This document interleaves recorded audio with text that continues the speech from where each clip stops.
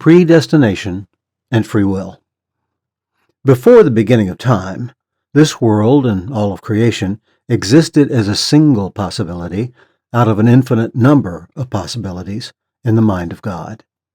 He knew each possible creation intimately from its beginning through to its end, and out of all the myriad possibilities which presented themselves to him, he chose this particular one to create, and then decreed that it should be so.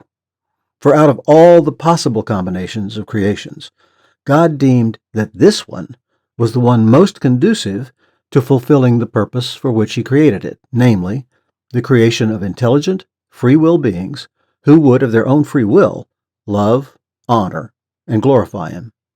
That God knew what he would do in response to the free will actions of those whom he created before they were even created bespeaks of God's foreknowledge, and in accordance to that foreknowledge, God's decree to create this world in which we now live set for all time its outcome.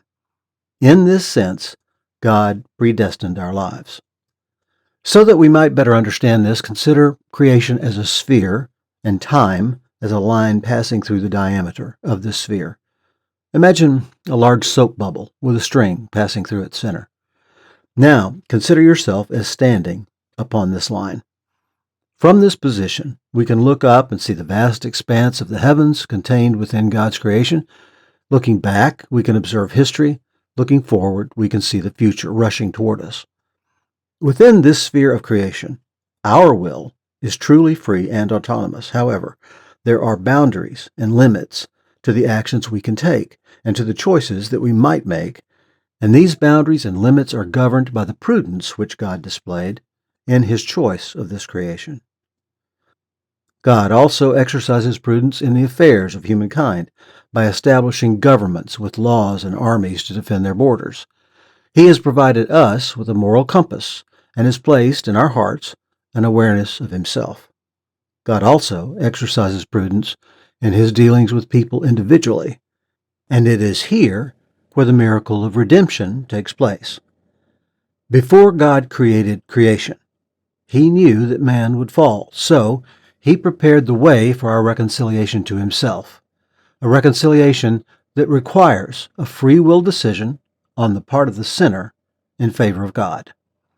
The way was prepared, the soul is awakened by the hearing of the gospel, and as the word of God takes root in the hearts of men and women, they are set free from the bondage of sin to love, worship, and obey him. Therefore, free will must necessarily exist for there to be a real choice and for true love to blossom. God's sovereignty is maintained because he chose this path to achieve his goal. In the moment, humanly speaking, that God decided to create what he had contemplated, its end became a predestined reality. And this world, with all its triumphs and tragedies and all its senseless cruelties, was chosen out of all the possible worlds that he could have possibly created as the one best suited to secure for him the greatest number of souls who, of their own free will love, glorify, and enjoy him for all eternity.